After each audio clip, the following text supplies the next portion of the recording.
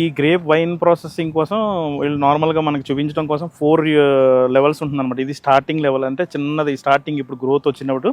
But మనం ఇది first ఒక 4 అనుకోవచ్చు, 4th లెవెల్. అంటే స్టార్టింగ్ పెద్దదైతే ఇది starting level, but it is called as 4th level. But మనం ఇందులో కింద నుంచి వెళ్తా చూద్దాం. ఈ 3rd లెవెల్. ఓకే, ఈ 3rd లెవెల్, ఇది 3rd లెవెల్ అనమాట. ఈ స్టేజ్ చూడండి, ఈ స్టేజ్ చిన్నగా ఉంటాయి. ఈ 3rd లెవెల్ ఇదండి. బట్ మళ్ళీ మనం ఇక్కడ ఏంటంటే ఈ గ్రోతింగ్ కోసం ఇది ఆల్మోస్ట్ 10-12 ఇయర్స్ ఓల్డ్ చెట్లు. దీనికి at least 50 to 70 litres daily water అయితే ఉండాలంట. ఇప్పుడు దాకా మాట్లాడుకున్నా. ఇంకా రైపింగ్ స్టేజ్ అనమాట. ఇది ఈ స్టేజ్కి వచ్చిన తర్వాత దీన్ని మొత్తం తీసేసి రైప్ చేస్తారు. దీన్ని తీసి రెడ్ వైన్ రెడీ అవుతుంది అనమాట. ఇది బెంగళూరు ఈ క్లైమేట్కి ఇక్కడే గ్రో అవుతుంది ఈ గ్రేప్. మనం చూడొచ్చు, ఇది కరెక్ట్ కలర్ ఉంది.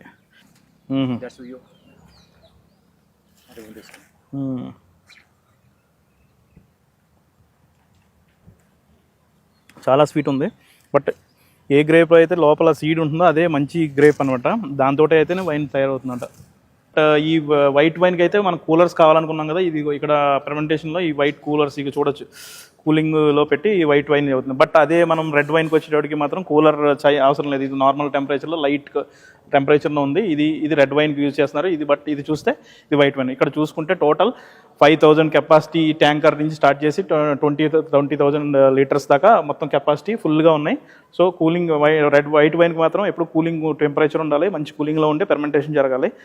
సో ఇవి ఆల్మోస్ట్ 3 to 4 months పడుతుంది ఒక బ్యాచ్ తీయడానికి. సో అనదర్ మనం చూసుకోవచ్చు ట్యాంక్ మీద ఈ గవర్నమెంట్ రూల్స్ ప్రకారం 1 year దాన్ని మనం ట్యాంకర్ నుంచి తీసిన తర్వాత 1 year దానికి డేట్ ఉంటుంది. 1 year లోపల కన్జ్యూమ్ చేసేయాలి వైన్.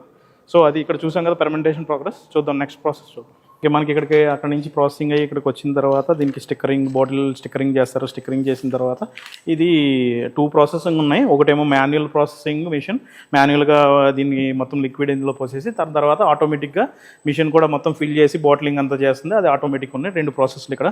బట్ ఇక్కడ చూసేసి ఇక్కడ బాటిలింగ్ అయ్యి నెక్స్ట్ కాటన్లోకి అయ్యి మొత్తం సెటిల్ అవుతుంది. కాటన్లో మొత్తం అంతా ప్లేస్ చేసి నెక్స్ట్ గవర్నమెంట్కి పంపిస్తారు. గవర్నమెంట్ వాళ్ళు చెక్ చేసి దానికి సీలింగ్ అయ్యి చేసిన తర్వాత సేల్కి అనేది వస్తుంది అనమాట. సో ఇక్కడ చూడవచ్చు మనం మొత్తం బాటిలింగ్ అదంతా ఇక్కడ జరుగుతుంది. సో ఇది వచ్చి మాన్యువల్ ప్రాసెసింగ్. అక్కడికి వచ్చి అది ఆటోమేషన్ తోటి ప్రాసెసింగ్ అవుతుంది. సో ఆఫ్టర్ దట్ ప్రాసెసింగ్ అంతా అయిన తర్వాత ఈ బాటిలింగ్ అంతా అయిపోయిన తర్వాత ఈ కాటన్స్లో అంతా ప్లేస్ చేసేసి సీల్ వేసేసి మొత్తం గవర్నమెంట్కి పంపించేస్తారు. గవర్నమెంట్ చెక్కింగ్ అంతా జరిగిన తర్వాత బట్ సేల్కి అనేది మార్కెట్లోకి వస్తుంది అనమాట.